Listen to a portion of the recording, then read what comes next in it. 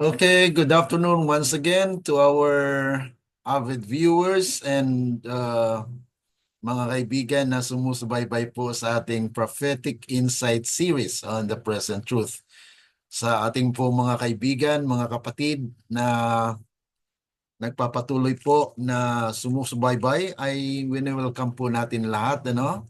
At purihin po ang Panginoon dahil muli ay tayo ay binigyan po ng pagkakataon upang patuloy po na ating pag-aralan ang mga bagay na spiritual na kung saan ay ito po ay makatutugon sa ating pangangailangan, especially our salvation. Now, today, para po sa ating mga kaibigan na hindi pa po naka-follow at may mga lessons na hindi po nasubaybayan, ay maaari lamang pong inyong bisitahin po ang ating site dyan po sa SDA Online Study na kung saan nandun po yung ating serye sa ating pong pag-aaral po dito sa Prophetic Insight. Okay? At purihin po ang Panginoon dahil binigyan po tayo ng pagkakataon na kung saan ay bagamat malayo po ang bawat isa sa atin, ay nandito po tayo sa ating virtual na pag-aaral po upang ipagpatuloy po ang ating spiritual na journey. Okay? So, I will be going live on our FB page at nagpapasalamat po tayo sa technology na kung saan ay nandito po tayo upang ipagpatuloy po ang ating spiritual growth because the provision for our spiritual growth is first, you study the Bible. Second, prayer, our connection with God. Third is actually going to church or worship God. And then the fourth is witnessing. So these are the four provisions where we are growing in our spiritual journey. Now today, we would like to present to you the previous lesson yesterday. Okay?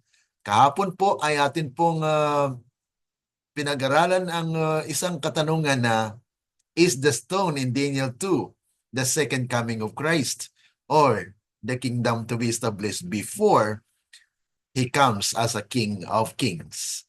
So atin pong natunghayan at atin pong napag-aralan na yung Daniel ay nagpapahayag po ng mga kaharian at mayroon pong 5 kaharian na atin pong napag-aralan. Una ay Babylon, pangalawa ay Medo-Persia, pangatlo po ay Grisya, at pang-apat po ay yung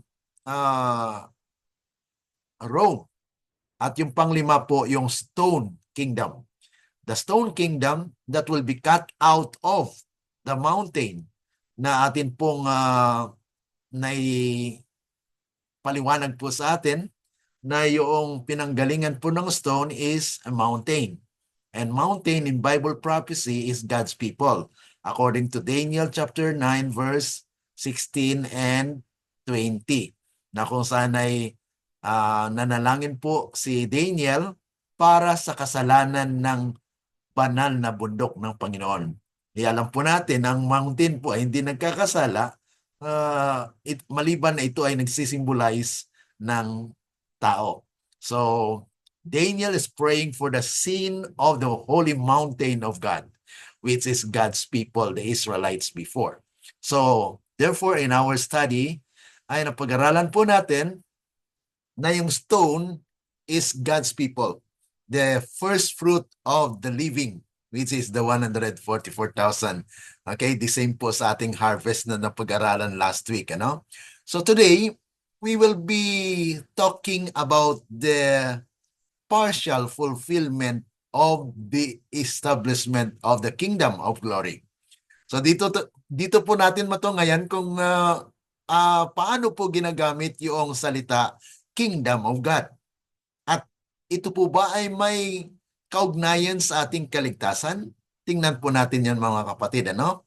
Ang tanong po ay, is there a partial establishment of the kingdom of glory? When, where, and how? This is the part 2 actually ng Daniel 2. Ano? So, bukas, we will dig more on where the kingdom will be established. Okay? And how it will be established. And then Thursday, may atin pong pag-aralan ano mangyari. No? Na bago pa man ma-establish po yung kingdom niya, ay may pangyayari po. At next week po, mga kapatid, para pauna po sa ating mga kaibigan, mga kapatid, ay Monday po ay wala po tayong presentation, but there will be what we call question and answer, na I will deal with question and answer in our platform or in our page. And then Tuesday, we will deal more of the events, the current events that will prepare for the kingdom of God to be established. And then Wednesday, ay ganun din po mga kapatid. So twice lang po ang ating prophetic insight because we are closing for this year. So ang ilan sa atin ay busy po, preparation for the holidays. And so this next week ay 3 times lang po tayo. Okay, Tuesday, Wednesday, okay, Wednesday wala, okay, Tuesday, Thursday, and Friday. So yan po yung tandaan natin, ano? Yung ibang araw, yung Monday at saka Wednesday po mga kapatid, yan po ay virtual or aking pong pagsasagot sa mga katanungan po na nasa ating page. So kung sino po ang may mga katanungan at kung sino pong gusto magkaroon po ng mga kopya ng ating studies, then I will be sending you there. Okay? That's our time for next week. So ito po ay continuation po ng ating pag-aaral when God establishes His kingdom. So in this study, mga kapatid, we will discover the biblical perspective on how God's kingdom begins to manifest before the final consummation. Ibig sabihin mga kapatid, atin pong i-discover ang mga biblical na perspektibo patungkol po dito kung paano ang kaharian ng Diyos ay mag-umpisa at makikita bago pa man ng final na katuparan nito. Okay? Now, bago po tayo patuloy, ay ito po yung ating diwa sa ating pananalangin. Okay? Ito po yung laman na kung saan ay hilingin natin sa Panginoon. Sabi po rito, the contest for dominion, Satan's fear of the coming kingdom. So ito po ay paunang diwa natin sa ating pananalangin na tulungan nawa tayo ng Panginoon, mga kapatid, ano, na ipagpatuloy po ang pag-aaral dito sa kaharian ng Diyos. Dahil ito po talaga yung kagalitan ni Satan. He will hinder this message to go through to our Seventh-day Adventist members because he is afraid that when the kingdom of glory will be established, mga kapatid, yan po ay katapusan ni Satan. Kaya he will make every possible hindrance to hinder this, that it will not happen. Pero mangyari po talaga mga kapatid. Sabi po rito, ito po ay hinango po sa Bible Commentary, Volume 5, 1079 page yan, paragraph 1. Sabi po rito, the time, okay, had now come when Satan's empire over the world was to be contested. His right disputed, and he feared that his power would be broken. Ito po yung kinatatakutan ni Satan, na talagang mabali na ang kanyang kapangyarihan dito sa lupa. He knew through prophecy alam niya sa pamagitan ng mga hula that a Savior was predicted and that His kingdom would not be established in earthly triumph and with worldly honor and display. He knew that the prophecies foretold a kingdom to be established by the Prince of Heaven upon the earth, which a claim has is dominion. This kingdom would embrace all the kingdoms of the world. So mangyari po mga kapatid na God's kingdom will embrace the whole world. Ang tanong, nangyari na po ba ito? Kaya nga po ating pag-aralan, ano po? And then the power and glory of Satan would cease. Yun po ay matitigil na po yung kaluwalhatian o yung ginagawa ni Satanas na napakasama. No? Sabi po rito, and he would receive his retribution for the sins he had introduced into the world and for the misery he had brought upon the human race. Babayaran niya na po, mga kapatid, ang kanyang ginawa na kung saan ay pinasok niya ang kasalanan dito sa lupa at lahat ng mga pangyayari na kasamaan, mga karamdaman at kamatayan ay siya po ay nagumpisa nito. Kaya he will receive the retribution, ay kagalitan po ng Panginoon na mangyari po sa kanya once the kingdom of glory will be established. Okay, let's pray. Loving Heavenly Father, nais po namin pasalamatan kayo sa mga oras na ito. We are thankful because you gathered us together once again for this another segment of our study on the book of Daniel, especially with the prophecy on the establishment of the kingdom. May your continual blessings and guidance be upon us, O God, that your Spirit will manifest, that we could understand the things that you would like us to learn today. Maari lamang, Panginoon, na kayo po ay mangusap sa bawat puso, especially sa aming mga kaibigan na sumusubaybay po sa aming pag-aaral na ito. Tulungan po ang bawat isa na amin po ito maunawaan. Salamat, Panginoon, sa lahat ng kabutihan na inyong pinamalas sa bawat isa, at ito po ay aming inasahan na mangyari na ang inyong kaluwalhatian ang siyang makita at ang katalinuhan ang siyang igawad sa bawat isa. Ito po ay aming dalangin dahil lamang po sa matamis na pangalan ng aming Panginoong Yesus. Amen.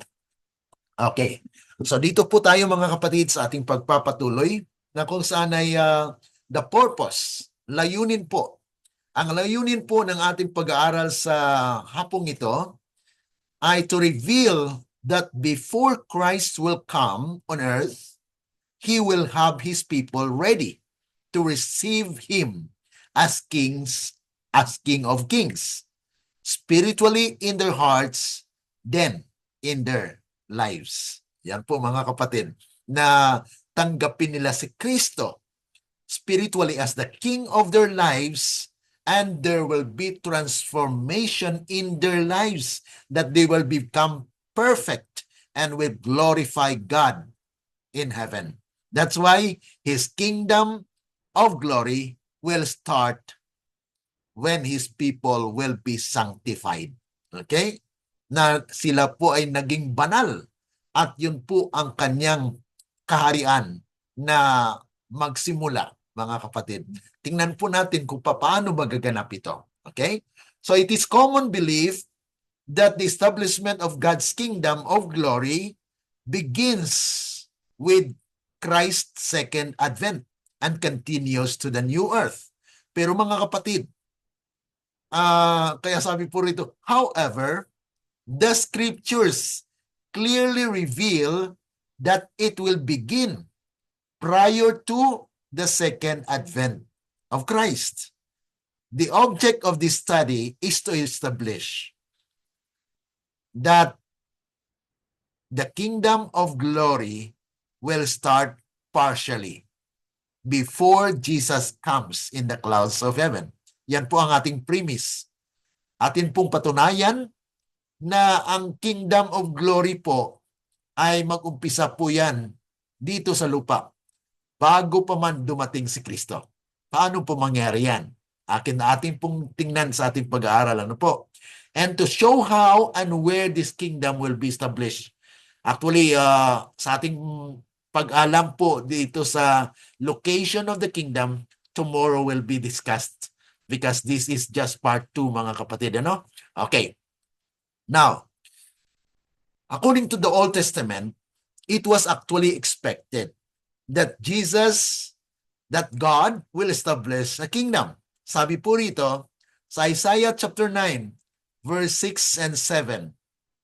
For unto us a child is born, unto us a son is given, and the government shall be upon his shoulder, and his name shall be called Wonderful, Counselor, the Mighty God, the Everlasting Father, the Prince of Peace.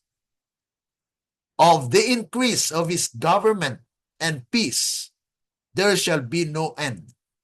Upon the throne of David. Okay, take note of that. And upon his kingdom, to order it and to establish it with judgment and with justice from henceforth even forever. The seal of the Lord of hosts will perform this. So ito po, mga kapatid, ang talata sa Old Testament na nagsasabi po that there will be a child to be given. And it was Jesus. He was born. But the question is, does he establish the kingdom of glory?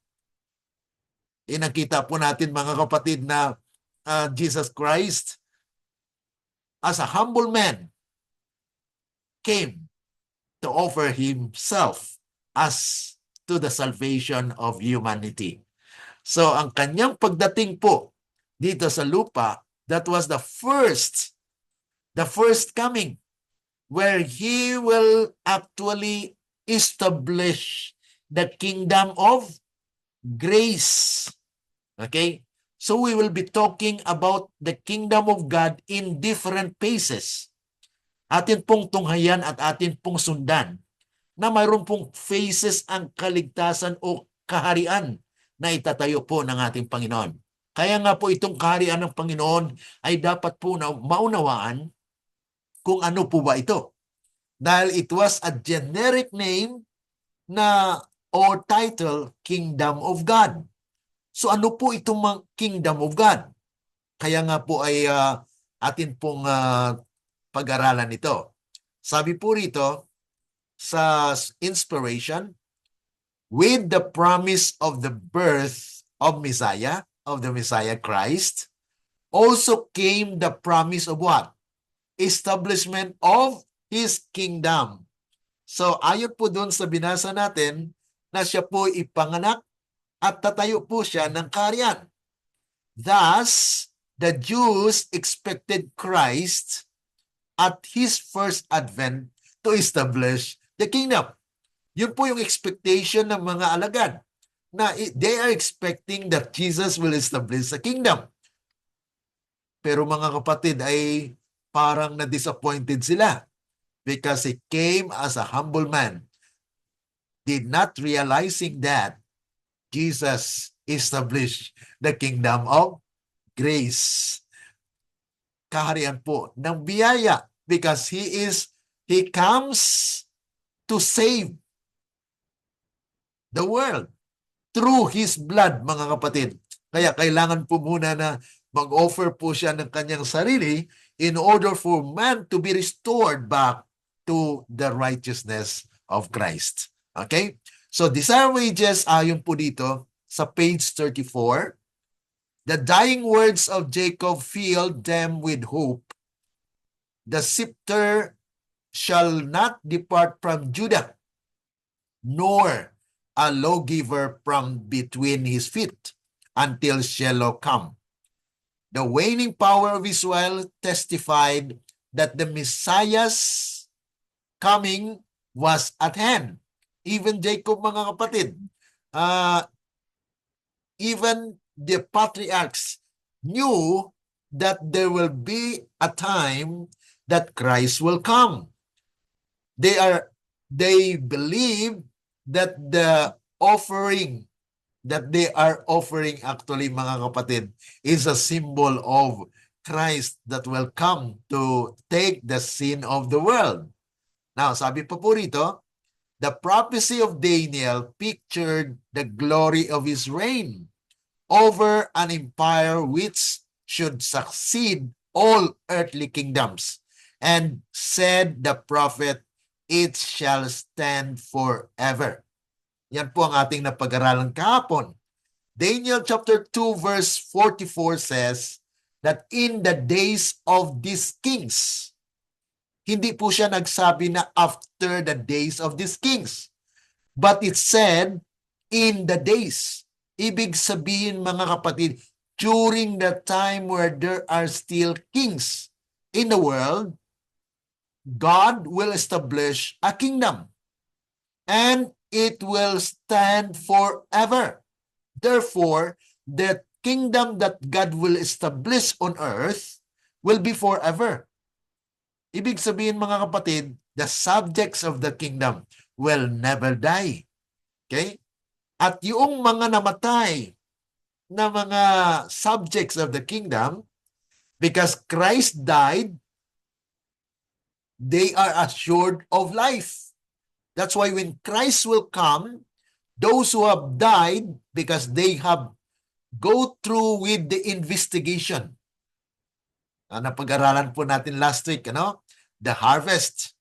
In 1844, Christ entered into the most holy place to investigate, to open the book of record, the book with a 7 seal, that those who have died will be pronounced that they will live.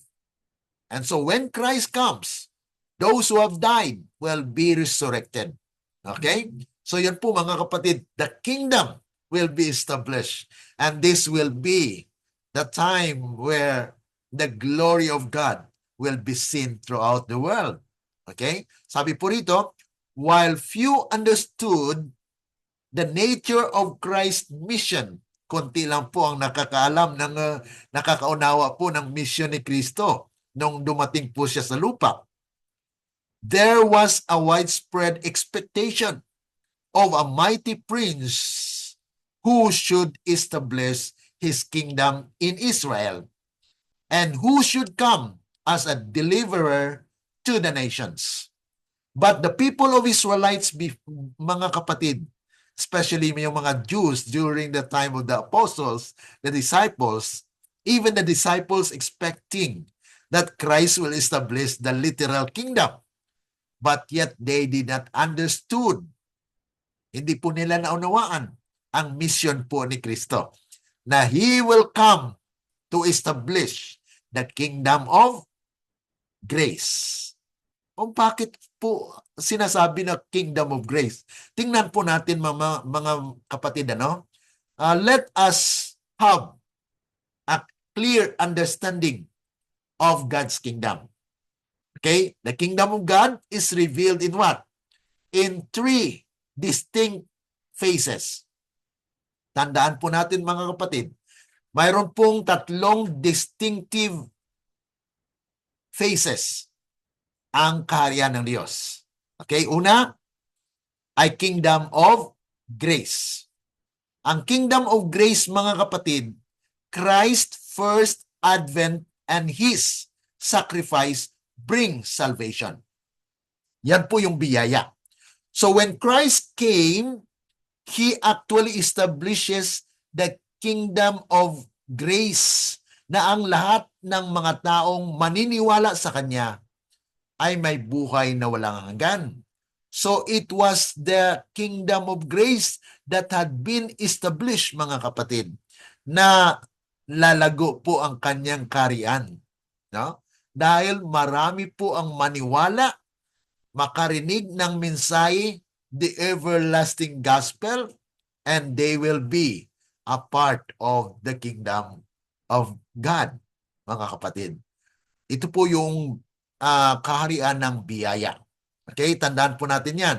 We will extract more on this study, mga kapatid. Ano po ba itong Kingdom of Grace? Okay, atin po yung isa-isahin. Pangalawa po, the Kingdom of Righteousness. A purified, visible church reflecting God's character during the judgment phase. Okay. So ito po yung ipakita na po ng Panginoon, mga kapatid, ang katwiran. No? Dahil mayroon pong investigasyon na kung saan ay i-pronounce ng Panginoon kung sino po yung banal, kung sino po yung matuwid sa mga tao. During the judgment, during the harvest, mga kapatid, ay ipakita ng Panginoon na these are my people who have perfected their character. Yan po, mga kapatid, ang Kingdom of Righteousness. That His righteousness will be seen among His people. Ang pangatlo po, mga kapatid, ay yung Kingdom of Glory.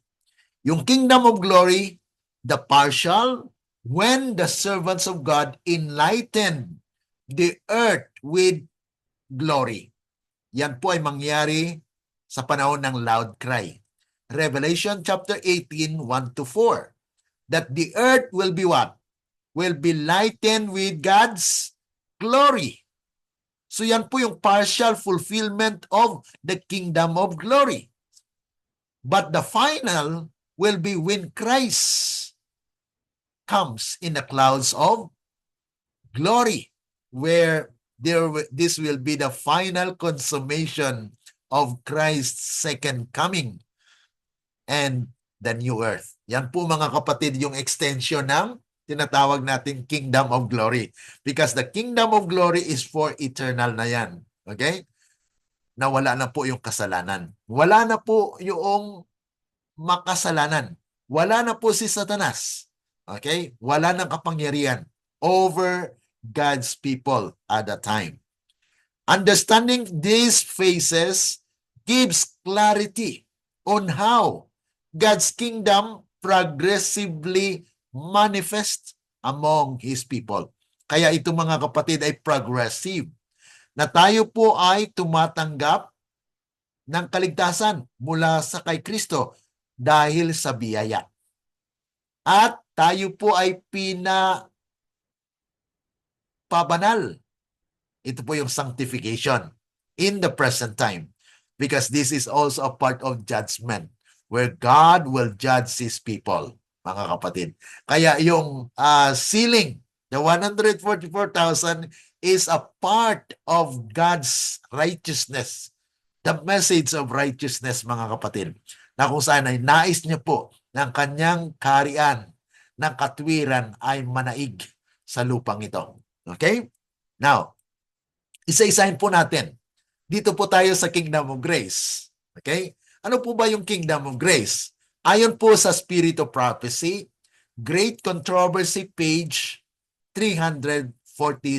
Ano pong sabi ni Ellen G. White, alagad ng Panginoon, na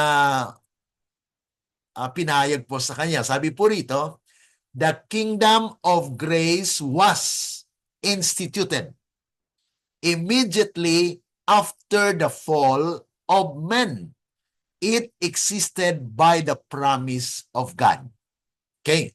So kung atin pong basahin ang buong talata sa page 347 ng Great Controversy, diyan po ay naitala na noong nagkasala si Adan at si Eva, okay, immediately after that, yung Kingdom of Grace was instituted.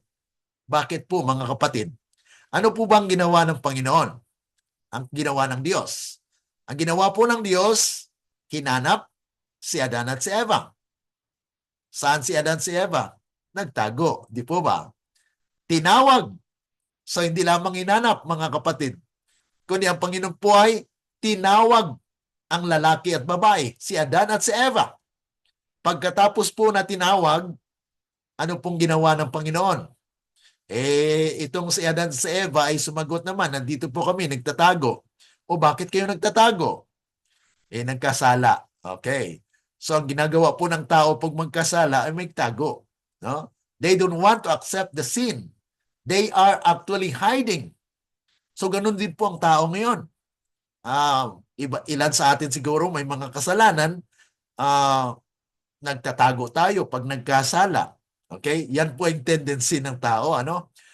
Ngunit ang Panginoon po ay hinanap ang tao, tinawag ang pangalan nila. Tinatawag po talaga tayo mga kapatid. Kung tayo na pariwara at nawala, tatawagin tayo ng Panginoon. Kaya lubos ang ating papasalamat na ang Panginoon po ang siyang nag-initiate para po sa ating kaligtasan. Yan po ay kaligtasan sa pamagitan ng biyaya ng Diyos. So, ang ginawa po ng Diyos kay Adam and Eve, ayan po ay institution of the kingdom of grace, biyaya ng Panginoon. Na pagkatapos po na sila ay natagpuan, sabi ng Panginoon, okay, ito yung damit ninyo. Dinamitan ng Panginoon. Ano po yung damit? Ang ginawa kasi ni Adam and Eve ay nagtahi po sila ng igos, dahon ng igos, para matakpan ang kanilang paghubo. Pero ang Diyos, mga kapatid, ang ginawa po ng Panginoon ay pumatay. Pumatay po ng ano? Ng karnero. Lamb. At yun po ang ginawang damit para kay Adam and Eve. So therefore, this is already an introduction of the shedding of blood. Na mayroon pong pinatulo na dugo na ito po ay institution of grace. Ngunit ang katuparan po nito ng kordero na namatay, ayon po sa Revelation chapter 13, verse 8, mayroon pong sinabi doon na pinatay na kordero mula sa foundation, from the foundation of the world. So, bago pa man dumami ang tao, mayroon na pong pinatay na kordero. At ito po ay tinago sa mahabang panahon. Romans chapter 16, verse 25, that it was preached during the time of Christ that Christ is the fulfillment of those offering, shedding of blood. And Christ is the end of all ceremonies. Kaya yung mga ceremonial law ay pinako po sa cross. Hindi po yung 10 utos ang pinako sa cross. Ang pinako sa cross, mga kapatid, ay yung ceremonial laws na ito'y against sa atin. Bakit po? Every time na magkasala ka, kailangan mong pumatay. So it is against us. Dahil maubusan tayo niyan. Pag nagkasala ka, wala kang hayop na ipapatayin. Wala kang alagang hayop. So paano ka magkaroon ng kapatawaran? So it was actually ended when Christ died on Calvary. So the kingdom of grace had been established when Jesus comes at first advent. Established at the first advent, mga kapatid. Christ's sacrifice on the cross provided redemption and victory over sin. So doon po, mga kapatid, yung kabayaran po ng kasalanan ay kamatayan ni Kristo. Kaya siya po ang nagtapos ng lahat ng mga symbols. Okay? The compacted prophecy that had been kept for a long time had been in Jesus Christ, mga kapatid.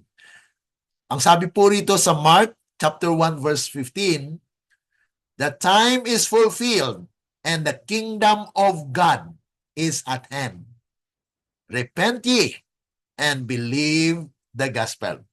So ito, mga kapatid, yung kaharian ng biyaya. There is an offering of salvation that anyone who will repent and believe the gospel is Jesus.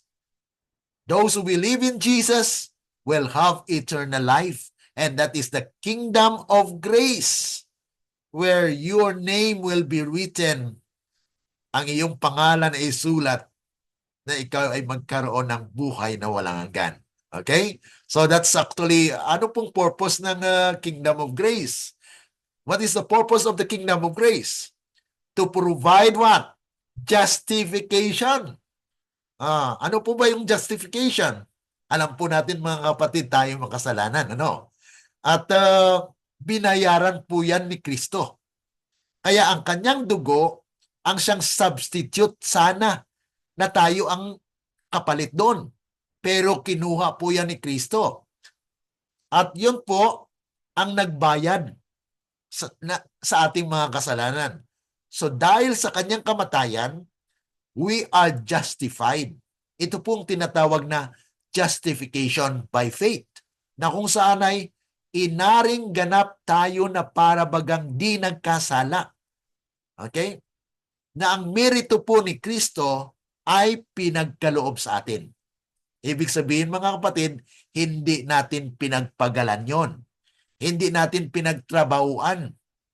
It is God's initiative that He will give you the righteousness. Binigyan po tayo ng katwiran na tayo po matuwid sa harap niya. Bagamat sa tao minsan mga kapatid, sa tao pag nagkasala ka, ay hindi makakalimut-kalimutan. People may forgive, but most of the people cannot forget. Pero the Lord, mga kapatid, ay inaring ganap tayo na para bagang di nagkasala. Yan po yung justification. To transform our hearts and reconcile sinners to God. Yan po yung purpose ng Kingdom of Grace, para magkaroon po tayo ng reconciliation, ng reconnection, na tayo muli ay may connection sa ating Diyos. Dahil ang nagpaiwalay po sa tao ay kasalanan. Ngayon si Kristo po yung nagpagitna. Okay? Okay, ako po ay mag-offer. Ako ay nag-offer sa inyo ng aking dugo para mabayaran ang inyong kasalanan. Ang sino mang mananampalataya sa akin ay mawala ang kanyang kasalanan dahil aking inako ang kabayaran ng kanyang kasalanan. Kaya nga po yun ay Kingdom of Grace. There is nothing in faith that makes it our Savior. Ang ating pananampalataya, mga kapatid, hindi makapagligtas sa atin. Okay? Yan pong dapat natin maunawaan. Ang faith po is actually that it cannot remove our guilt. Okay? Faith cannot remove our guilt. May pananampalataya ka, yes. But who can get rid of your sin? Sino po ang makapagbura niyan? Okay? Christ is the power of God unto salvation to all them that believe. So it means, mga kapatid, si Kristo lamang. Okay? Kaya walang ipagyabang ang tao na sabihin niya, I do this, I do that, I keep the commandments so that I will be saved. No. You are not saved because of your keeping the law. You are keeping the law because you are saved by Jesus Christ. Yan po ang ating teolohiya po dyan. Na tayo po ay sumusunod sa utos dahil tayo po ay niligtas ni Kristo. At siya ngayon po ang nagbibigay sa atin ng kapangyarihan. He actually constrained us because of the love that we have together. Ibig sabihin, may relasyon na nagkaroon na po ng relasyon. Ibig sabihin, nandoon na yung kapangyarihan ng Panginoon na namuhay tayo ng ayon sa kanyang kalooban. Okay? So the justification comes through the merits of Christ Jesus. He has paid the price for the sinner's redemption. Yet it is only through faith in His blood that Jesus can justify the believer. Okay? Yan po ang sabi sa Faith I Live By, page 107, paragraph 3. Kaya napakaklaro mga kapatid na tayo po ay ligtas sa pamagitan po ng biyaya. Sa pamagitan ng biyaya through faith, na kung sana'y ang pananampalataya po ay lumalago o nagkaroon tayo ng pananampalataya sa pamagitan po ng Romans 3 at 17.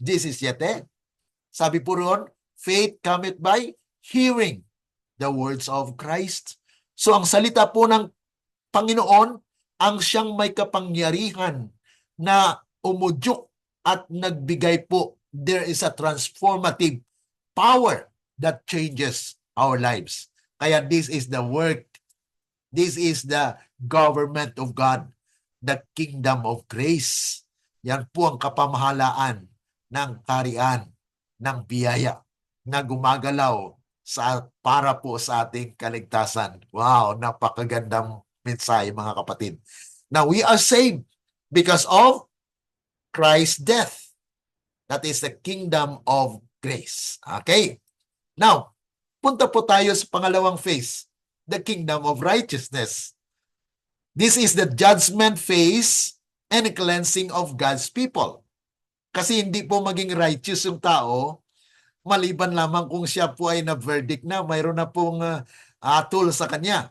Yung hatol po ay dapat i-declare po ng Panginoon. We cannot declare that we are righteous.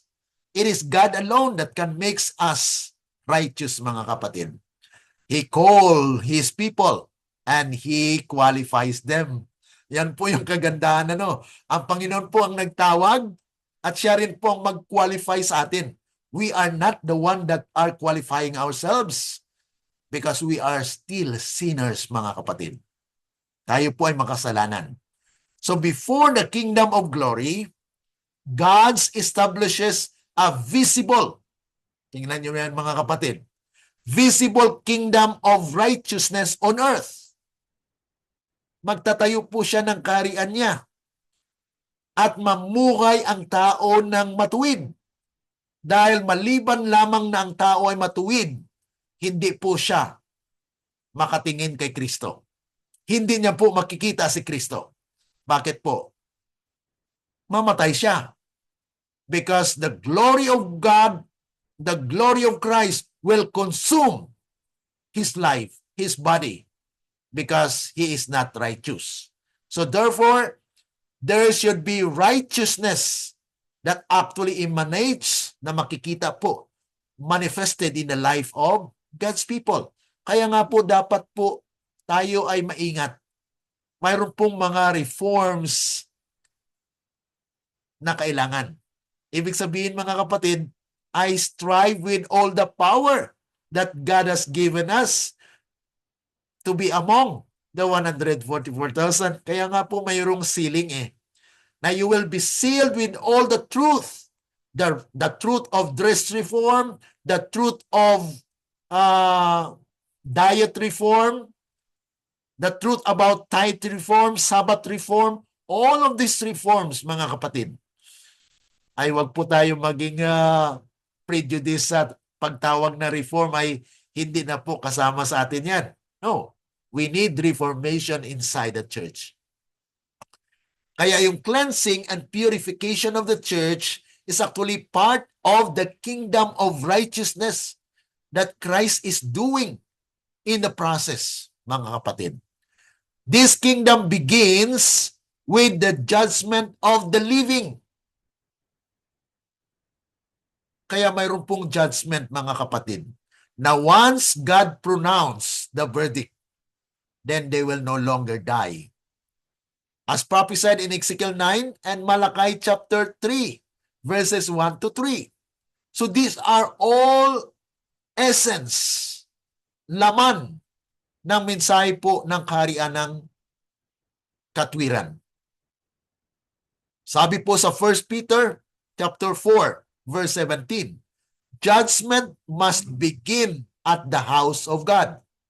Because when God's people are not righteous, or people of God still doing things unrighteousness, then they could not represent God on earth. Kaya nga po mayroong purification. Mayroon pong yuning. Mayroon pong pagsapsap sa bato. The living stone will be cut out of the mountain, mga kapatid. Na they will be separated not by their own doing, but it is God's provision. It is God's work na kanyang sasapsapan. Kanyang cut, without hands po yung pag-cut out sa mountain. Yun po ay quarry. The quarrying in or the quarry from the mountain. And get the living stone, mga kapatid. Yung mga buhay na mga bato. Dahil hindi niya po magagamit yung patay na bato sa bundok. Ano? Kaya nga po, sabi pa po rito, He shall sit as a refiner and purifier of silver, and purge them as gold and silver, that they may offer unto the Lord an offering in righteousness. Kaya yun po, mga kapatid, yung kingdom of righteousness. Bago pa man magkaroon po ng kingdom of glory, ay kailangan po ng mayroong katwiran ng tao sa pamagitan ng katwiran ni Kristo, mga kapatid. Okay? Dahil ang katwiran ng tao ay walang halaga po yun. Ha?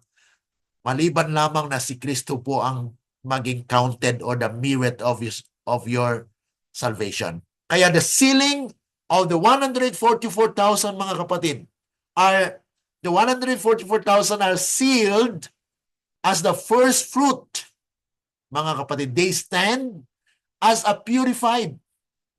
Kaya kung mangyari po yun, mga kapatid, that is already the kingdom of righteousness.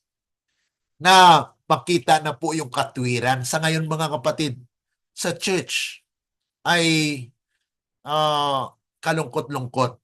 Dahil mayroon po dyan na hindi pa matuwid. Kasi pag nagmensahe po tayo ng 144,000, they will say to you, no, you are not. You are not a Seventh-day Adventist. You are someone else. Yan po bang tama, mga kapatid? Okay? So yun po ay isang kapahayagan na they are not listening. They are not accepting the message that God sent to our church.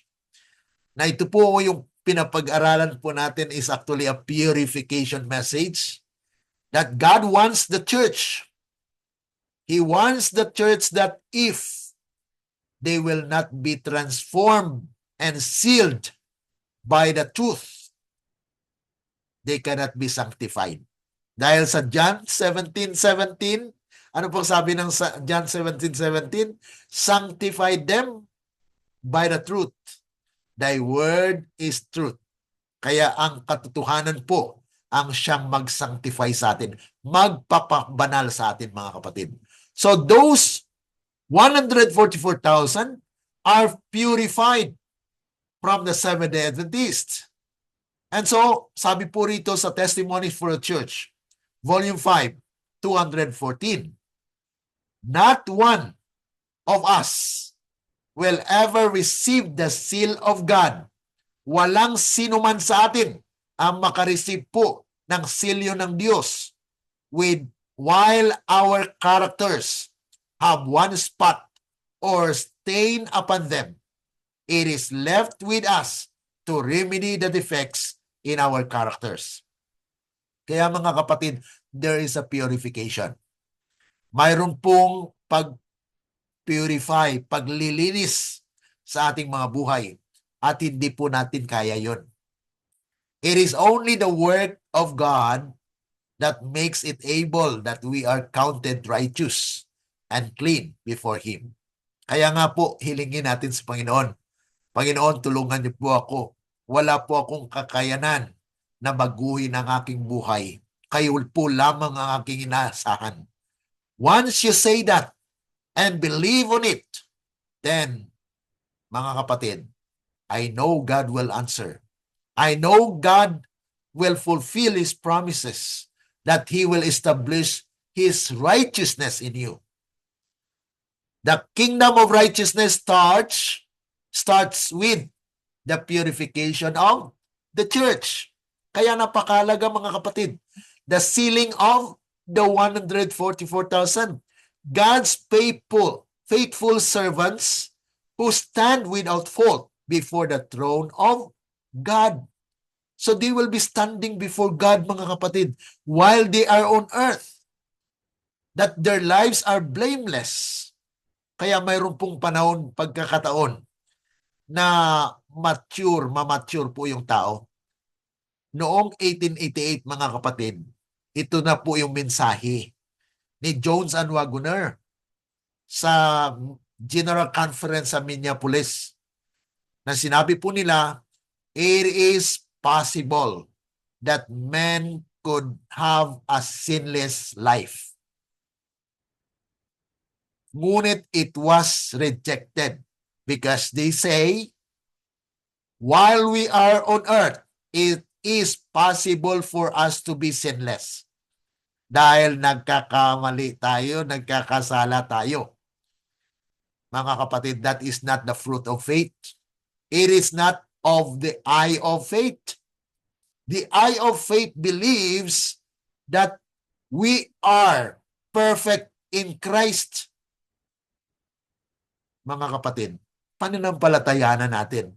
Alam po natin na nagkakamali, nagkakasala po tayo. Kaya we need to connect ourselves to God. Kaya nga po, once na mahulog ka, once na patumba ka, bangon. By God's grace, Panginoon, bangunin niyo po ako. Ahunin niyo po ako. Alalayan niyo po ako dahil hindi ko po kaya. So we need to submit our lives to Jesus Christ and believe that He can do that. That He is able to do. Makapangyarihan po ang Diyos, mga kapatid. Once na tayo po ay palapit ng palapit sa ating Panginoon, once na lalo nating palapit ng palapit kay Kristo, lalo rin nating nakikita ang sama-sama natin. Yun po ang, mga kapatid, ang katotohanan. Now, as we are drawn closer to Jesus Christ, the more we find ourselves unworthy. So if you find yourself unworthy, then you will praise the Lord, Lord, even though I am not worthy, but yet you have given me the chance that I will become righteous before you. Kaya, mga kapatid, God's faithful will stand without fault before the throne of God, because the one that is counted in us is Christ within us, not our own. The merit of salvation is in Christ. Yun po yung kingdom of grace, na kung nandun ka na, ay patuloy po yan na inalalayan po ng Panginoon. He will give you the power of the Holy Spirit. Yan po ang work ng banal na Espiritu. The implementation of righteousness ay ng kapangyarihan, mga kapatid, ay sa banal na Espiritu. So, characteristic of the kingdom of righteousness, ano po? A visible church purified of sin and abomination. Yan po yung characteristic. Blameless. Diba, sabi po ng ni San Pablo sa Ephesians chapter 5 verse 27, that he may present to himself a glorious church without spot or wrinkle or blemish. Yan pong nais ng Panginoon. So, the kingdom of righteousness will be first established. A people who reflect God's character and righteousness to the world. Isaiah chapter 60 verses 1 to 3. The Lord shall establish thee an holy people unto himself, if thou shalt keep the commandments of the Lord thy God. So ang katwiran po ng Panginoon, mga kapatid, ay yung pagsunod sa kanyang utos. Kaya yun po mga kapatid ang provision ng ating Panginoon na once we are obedience to the law, it is already the manifestation of Christ's righteousness. The righteousness of God lives in us because the commandment-keeping people are actually has love, because love is actually the anchor. Yan po yung mga kapatid, yung talagang lahat po ng utos ay nasako po sa pagmamahal. Pagmamahal sa Diyos at pagmamahal sa tao. So these are actually the things that we need to understand, that the righteousness of God is founded in His righteousness, the law, mga kapatid. Now, tutungo po tayo sa ikatlong phase, the third phase of the kingdom of glory. The glorification of God's people. Ito na po yung sinabi ko, Ephesians chapter 5, verse 27. Ano pong sabi po rito? Paul speaks of Christ's ultimate purpose for His church, that He might present it to Himself. Yung it nito mga kapatid, yan po ang napaka-importante. No? Doon sa Daniel chapter 2, verse 44, sinabi rin doon mga kapatid, it shall smote the image, ang stone kingdom mga kapatid. Yun din po mga kapatid dito, na that He might present it to Himself, a glorious church, not having spot or wrinkle or any such thing, but that it should be holy and without blemish. This passage reflects the glorification of God's people prior to Christ's return. So mga kapatid, dahil pagdating po ni Kristo ay pag hindi po tayo nag-glorify, ay patay po tayo. No? The glorification involves the spiritual purification and sanctification of the church, which will be fully realized at Christ's second coming. Yeah, it's partial na you have the glimpse of Christ's glory because Christ actually is in you. Yan po yung ating living hope, buhay na pag-asa na si Kristo po ay namuhay sa atin. This process begins here and now. So ibig sabihin, it's a progressive process mga kapatid. Now once you hear the truth, this will start to germinate. The seed of righteousness, the seed of truth will germinate and will blossom as time goes by, mga kapatid. With the sanctification of believers through the work of what? The work of the Holy Spirit. So it is the work of the Holy Spirit that implements, nagbibigay po ng kapangyarihan sa pamagitan po ng mensahe, the truth. Kaya nga po mahirap kung atin pong tanggihan ang mensahe. Dahil ito po ang mag-judge sa atin. The truth will actually set you free. But if you are not taking seriously the truth, it will also judge you. It will condemn you because the truth came, but yet you have rejected. Kaya napaka-solemn po yan mga kapatid. So, glorification of God's people is a process that begins on earth and it's completed at Christ's second coming. It involves spiritual transformation, holiness, and preparation for the coming kingdom of glory. Okay? So yun po mga kapatid, yung kingdom of glory, yun po yung once the character of God, okay, we glorify God in what you do, that is actually progressive, na lumalago na po mga kapatid. Nandun na po yung tinatawag natin glorification of God's people. Okay? Until the time you will be mature. Sabi po rito mayroon pong comments Ellen G. White yan. Hindi lang po ito atin-atin. Ano po? Ito po ay from the inspiration. From the inspired writers as well, mga kapatid. Sabi rito, Ellen G. White emphasizes the process of sanctification and preparation for the second coming. So before Jesus comes, He will prepare His people. While God's people will be glorified and made ready for the kingdom of glory, these references highlight both the current sanctification of believers and their final glorification at Christ's return. Saan po matagpuan ito? Ito po yung Christ Object Lesson 420.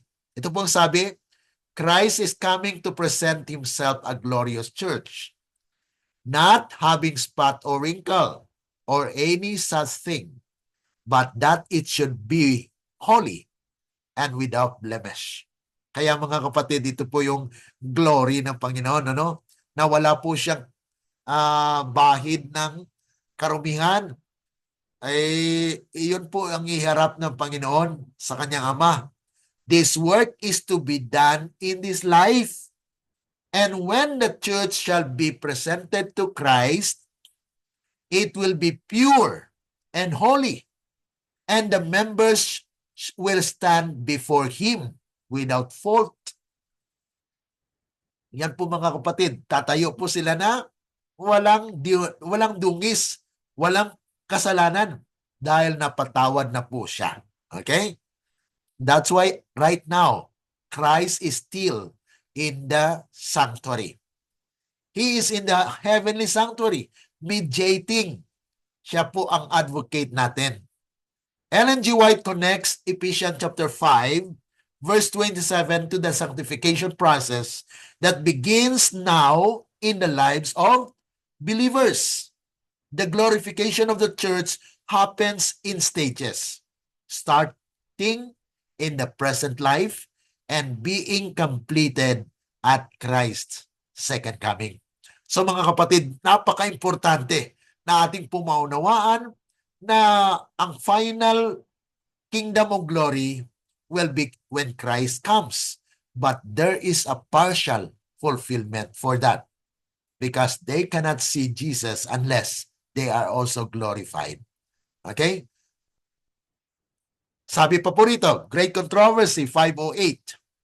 Christ is coming to make a final end of sin and to glorify His people. Before He comes, His people will be purified and sanctified. As Christ's return draws nearer, the work of sanctification becomes more important. And the members of the church must be prepared to meet their God, mga kapatid. So the key point here is that the work of sanctification and purification is essential in preparation for Christ's return. This reflects the glorification process that will culminate at His second coming. I hope klaro po ito mga kapatid. So ang ating proseso ng ating kaligtasan mga kapatid, may 3 stages. Okay? Dahil ang kingdom ay mayroon 3 phases. So ang ating kaligtasan mga kapatid ay may 3 phases din. Stages. Una, justification. The righteousness by which we are found or we are considered righteous is imputed. Pinagkaloob ng libre.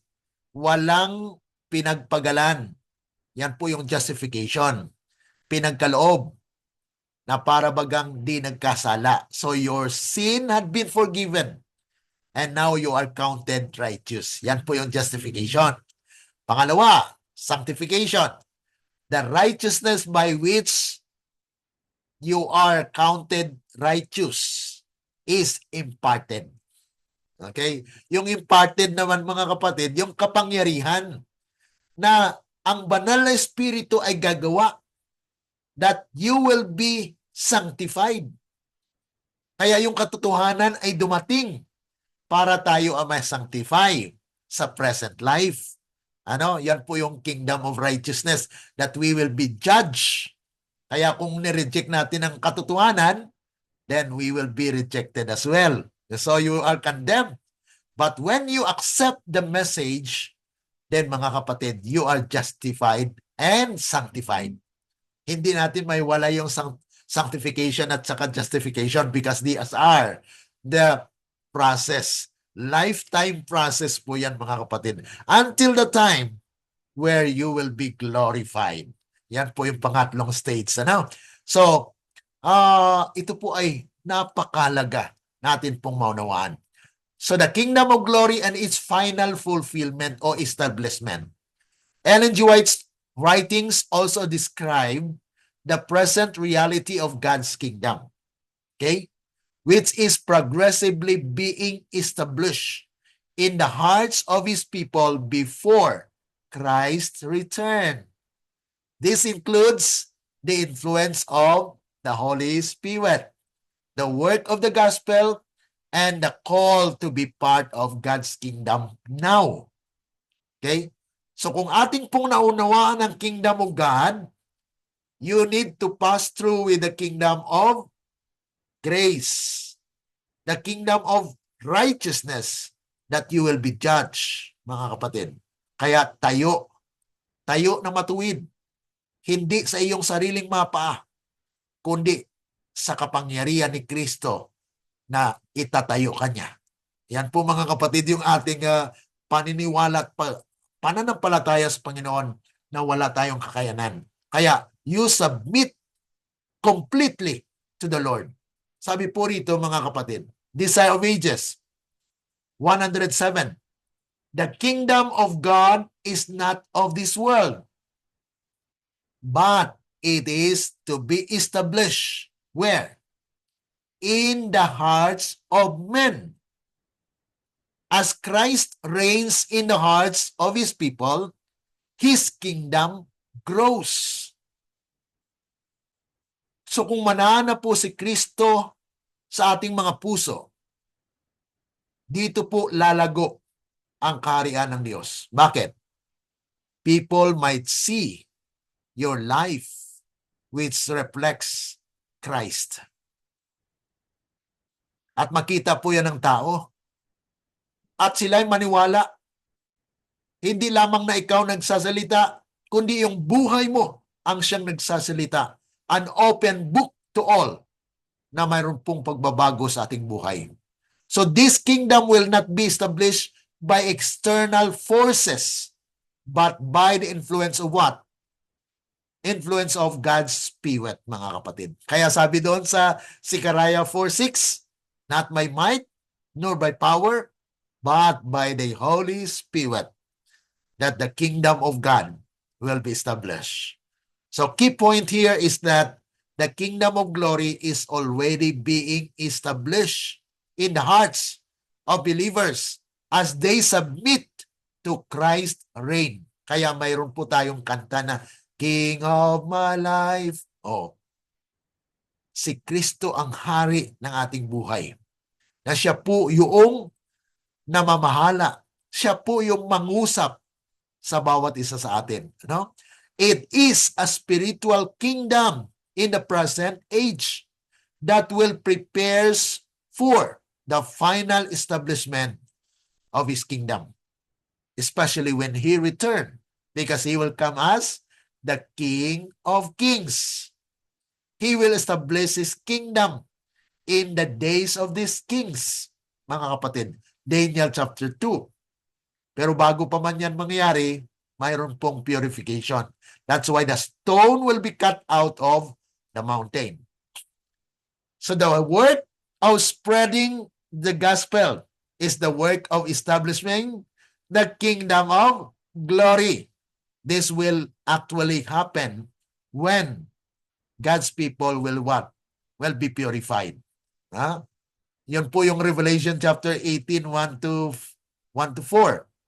I-connect natin yan mamaya, mga kapatid.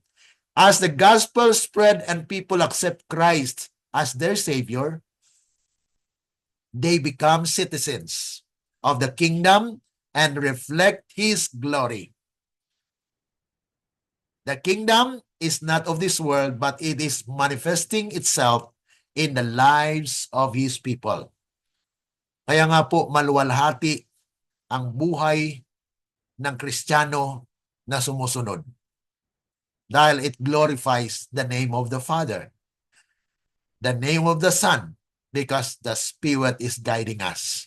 So the kingdom of glory is advancing as people embrace Christ and become part of His spiritual kingdom. This work is being done through the gospel message and the lives of sanctified believers, mga kapatid. Kaya yung mensahe, mga kapatid, dito sa Revelation 18:1-4, ito na po. The final call and advancement of God's kingdom. Ellen G. White often referred to Revelation 18 as a powerful warning message to come out of Babylon, emphasizing the call for purification and separation from sin in preparation for Christ's return. And we know, mga kapatid, this is the time during the loud cry. No? When the scarlet-colored beast is also in power. Chapter 17. No? Chapter 17 and chapter 18 are actually of the same period of time. Na kung saan ay the 144,000 will preach the gospel. Na kung saan, yun po mga kapatid, ang panawagan, come out of her, my people. Tawagin po ng 144,000 ang bayan ng Diyos sa sanglibutan. Okay? This is an important part of the advancement of the kingdom of glory before Christ coming, mga kapatid. According to Great Controversy, page 389 to 390, in the last days, as the gospel message goes forth, the call will go out to God's people. Come out of her, my people. This final message comes or calls for a separation from sin and worldliness and points the way to the establishment of the kingdom of glory. The call to come out of Babylon is a call to be part of God's kingdom, to reflect His glory, and to prepare for the final establishment of His reign. Siya po ay maghahari. Yung Isaiah chapter 9 kanina na binasa natin, His government will increase. Kaya mag-umpisa po yan sa maliit, 144,000. And they will be used as a kingdom of Christ. The stone will smooth the image through evangelization. Mag-evangelize po siya sa sanglibutan at mawawasak po yung sistema ng sanglibutan. Atin po yung pag-aralan bukas. Ano? Okay, so we'll continue to for that bukas. Isa-isahin po natin yan. The key point, Revelation 18 serves as both a warning and a call to separate from sin and to embrace God's kingdom. Wow.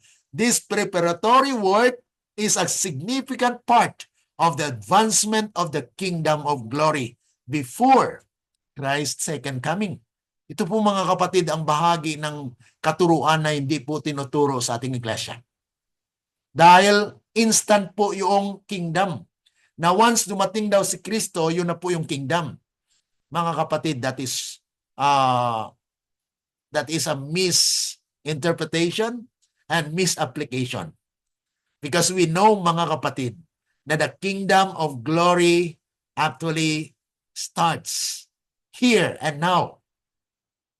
Once the truth will come to us and the Holy Spirit works to transform us from grace to grace and from glory to glory, we will be mature and we will become a part of God's kingdom. No? Okay, patuloy po na doon. Sabi pa po rito, Testimonies for the Church, Volume 5, 2:16. Sabi po rito, the world is soon to be illuminated with what? With the glory of God. So mangyari po yan mga kapatid. So we cannot say that it is not the kingdom of glory because the illumination of the glory of God will be upon His people. Kaya nga po, yun po yung tinatawag progression, progressive establishment of the kingdom of glory. The church must shine in the light of truth. And those who receive the message of Christ must separate themselves from the worldly systems. Kaya nga po, mawawasak po yung larawan. Okay? Ang sistema ng sanlibutan. Bakit kasama po doon yung Babylonia, Medo-Persia, Grecia, Rome? Bakit kasama na nawasak? Because the system of those empire and those kingdoms have contributed in a system of our world today. Katulad po ng war system. Ano pa? Educational system. Judiciary system. Nakaligtaan ko yung una, mga kapatid. Medicine. Medicinal system.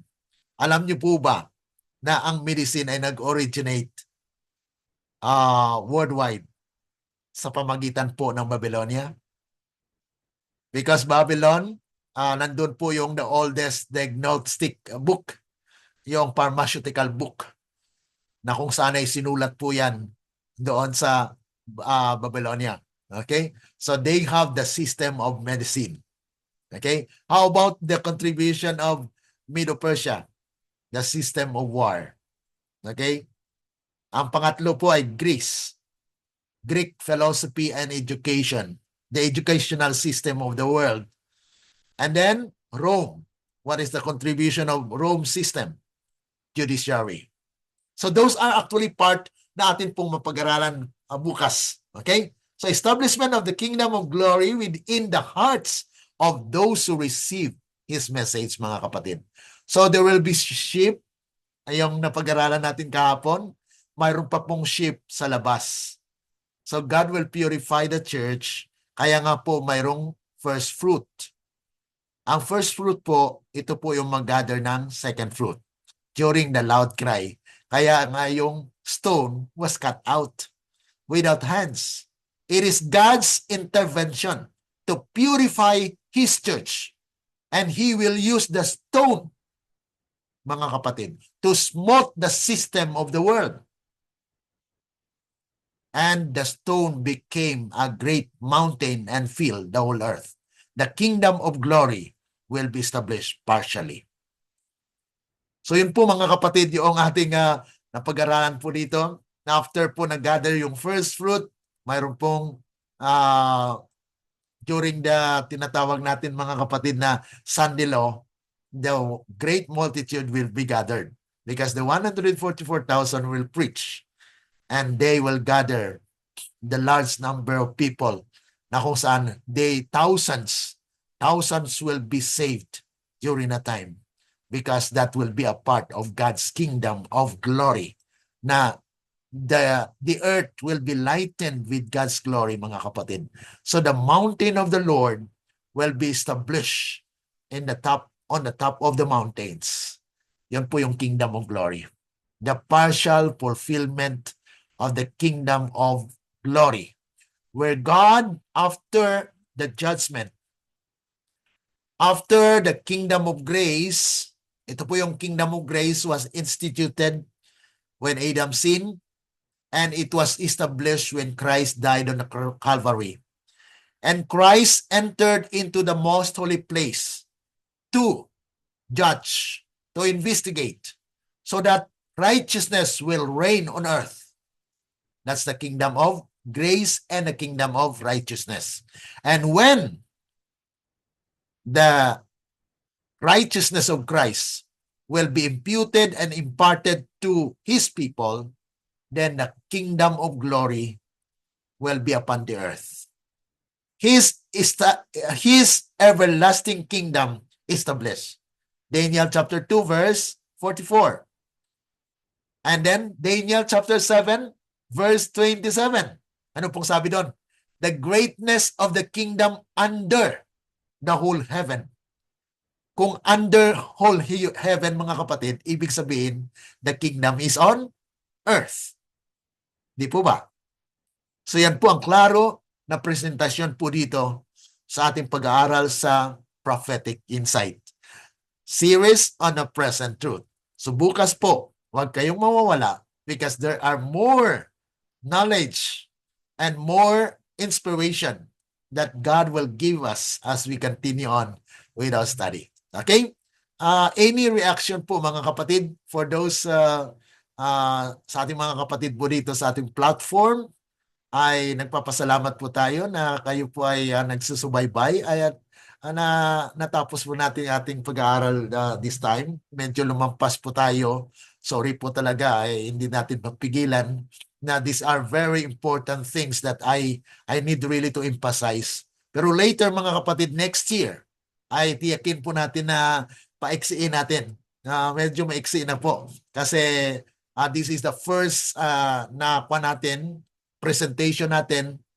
Next year po, we can squeeze and make more palatable sa ating mga kapatid na hindi po magsawa na medyo matagal po yung ating pag-aaral, but I know and I believe that God will lead us and will guide us. Okay?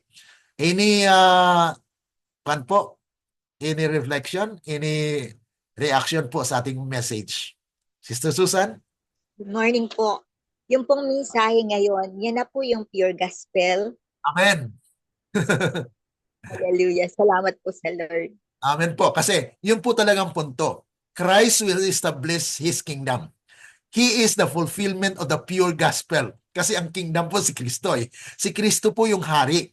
Siya pong kilalanin at siya po yung sinabi doon sa Isaiah chapter 6, di po ba? Na His kingdom or His government will increase and it will be forever. So that is the gospel pure from the golden bowl. Yan po ay galing po talaga sa inspiration, sa Bible. And ito po yung talagang tinutumbok po ng Biblia na God will establish a kingdom that sabi po sa Matthew 24 verse 14. Ano pong sabi doon? And the gospel of the kingdom. Okay. Ang tanong dito mga kapatid, kung gospel of the kingdom siya, ibig sabihin, at that time, when this gospel will be preached, there is a kingdom. Di po ba? Kasi sabi doon, and the gospel of, ay pag may of po yan, of ano? Of the kingdom. So ibig sabihin, may kingdom na establish muna bago itong gospel ay preached to all the world. And the end shall come. Wow, napakaganda mga kapatid. So inyo atin pong naunawaan na mas klaro ngayon ang ating paningin o sa ating pagpananaw doon sa Matthew 24 verse 14. Dahil sinabi ron, and the gospel of the kingdom. So there is an establishment of the kingdom that the gospel will be preached so that people may see the glory of God and the end shall come. Di po ba? Maganda So, pasalamat po tayo sa Panginoon na mas klaro po ang ating paningin at pananaw po dito dahil we have the prophetic insight na kung saan ay tinugon ng ating Panginoon ang ating kahilingan sa Kanya na tayo po ay gabayan sa ating pag-aaral sa hapong ito. Okay? Any more reaction? Sister Marian, si po? Ngayong hapon. Mayang hapon.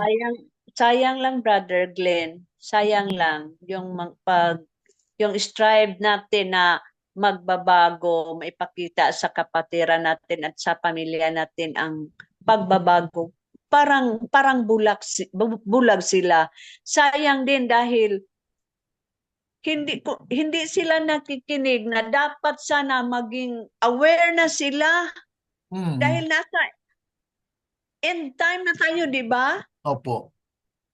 Kaya masasabi ko, napakasayang talaga. Tayo pa ang mapagsabihan nila ng hindi magandang mga salita. Sasabihin pa, bakit ba hindi kayo magtayo ng sariling simbahan? Ay nako, hindi na lang ako sumagot kasi masakit na ang damdamin ko. Yun lang. Tama po 'yun, Sister Marian, kasi 'yun na nga po ang sinabi natin kanina, Satan is really ah, ito po yung sinabi dito kanina sa ating binasa dito na Satan, no? Sabi rito na kung saan ay then this kingdom would embrace all the kingdoms of the world, and then the power of and glory of Satan would cease. Kasi ito po yung the time had now come when Satan's empire over the world was to be contested. Kaya lumalaban din si Satanas ngayon. Ginagamit niya yung mga leader para yung mga member natin na hindi nag-aaral ay makinig na lang sa pastor. Kaya kung anong sabi ng pastor ay yun din, i-reject din nila. Kaya yun po yung napakalungkot po talaga yan, pero it's a matter of our character building din.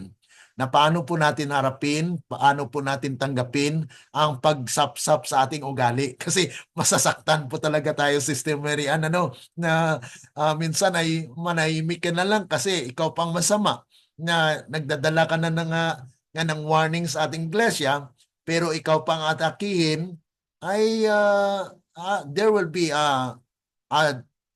justice, mga kapatid. Mayroong justice dyan na mangyari. Kaya, right now, magpailob, be patient, kasi sabi doon, here are the patience of the saints. Here are they that keep the commandments of God and have the testimony of Jesus. Kaya, kailangan din po, mga kapatid, yung pasensya. Kaya, panalangin po natin, mga kapatid, ang ating fellow Adventist, dahil kapatid din po natin sila. So, wag po tayong tumigil na manalangin at paalaala na God will work as they see our lives change, makita po ang kaluwalhatian ng ating Panginoon. Okay? Yes, Salamat po sa quarry ng mountain na nagkaroon ng living stone. Merong talagang trials. Amen. Yan po talaga. May quarry po talaga kasi sapsapan yung stone na yun may mga putik pa yan po . Di po ba? Sa mag-quarry ka po ay talagang digyan. Talagang sapsapan tapos palis pa yan. So masakit po yan na proseso. Kaya yun po yung ating nararanasan ngayon sa ating iglesia. Na bagamat ikaw ay kung sasabihin ay sisipain ka dyan or paalisin ka dyan kasi mayroon na pong binugbog. Mayroon na pong binuhat na palabasin po nila yung nagtuturo nitong mensahe. Binuhat po palabas ng iglesia. Hindi pa po natin naranasan. Yun po. At mayroon din pong sumulat po na nangharas daw po tayo. So, yun po ay mga kwento na pampasira sa atin. Pero patuloy lang, kapatid, no? So, Brother Glenn, Apo. gawain pala ito ng kaaway. Yes po. Ayun, sa akin ba? Kasi minsan, naisip ko hanggang kailan nila ako hindi bibigyan ng pagkakataon, kahit kunting salita man lang, kahit na lang kanta? Ano ba sa Tagalog yung kanta? Awit. Ayaw pa rin. Mag-awit man lang sana. Hindi rin Buti na lang kung hindi ako magtaas ng kamay, lalakihin ko talaga yung pagtaas ko ng kamay, yung pagtaas ko talaga na para makita nila sa tuwing Sabbath school. Kasi kung hindi ko gagawin yun, hindi rin nila ako patatayo yan Amen. Sige lang, padayon lang. Let us continue on kasi it is a part of our character building din kung paano natin po harapin ang mga pagsubok na to. Okay? So maraming salamat po at okay, tayo po ay may close. Manalangin po tayo. Sa inyo dakila at mabagin po naming Ama na nasa langit, kami po ay lubos na nagpapasalamat muli sa mga karunungan, mga liwanag na aming narinig Nawa patuloy, Panginoon, na kayo po ang siyang manahan sa aming mga puso at isipan upang kami po ay handa rin pong tumanggap ng mga kasakitan, mga insulto, mga prejudice ng aming mga kapwa Adventist, Panginoon. Tulungan lamang kami na tumayo po sa prinsipyo at makitaan po kami ng inyong pure na pagmamahal at pananampalataya, Panginoon. Upang sa ganun, Panginoon, ay ang inyong kaluwalhatian ang siyang makita at hindi po ang aming sarili. Salamat, Panginoon, at we expect that all blessings will be poured out to your people and you will guide your people into all truth. We pray for those people who are following this program, O God, na kayo nawa ang mangusap sa kanila, Panginoon, dahil wala po kaming kakayanan na sila po ay maniwala at mananampalataya, kundi kayo lamang ang siyang makapangyarihang Diyos na siyang humipo at mangusap sa kanila. Amin pong inasahan ang mangyari ang inyong kalooban, hindi ang sa amin. Ito po ay aming dalangin dahil lamang po sa matamis na pangalan ng aming Panginoong Yesus. Amen. Let the words of our mouth, the meditations of our hearts be acceptable unto thine sight, O Lord, our strength and our Redeemer. Amen. Amen po. God bless. Amen. Okay, God bless. maraming Salamat, salamat. Brother Glenn. Sister Vanji, God bless. Brother Akim, thank you. Sister Marian, Sister Susan, God bless. And for those who are following us, Brother Ben in Australia, thank you so much for asking questions. For those who are following us from Luzon, Visayas, Mindanao, we are so thankful. To our friends abroad from Italy, God bless you there. Sa ating mga kapatid, those brethren from Nepal, Bangladesh, India, and other countries, I cannot mention all. So thank you so much and God bless you today. Bye-bye. Bye-bye po. Bye-bye. Bye.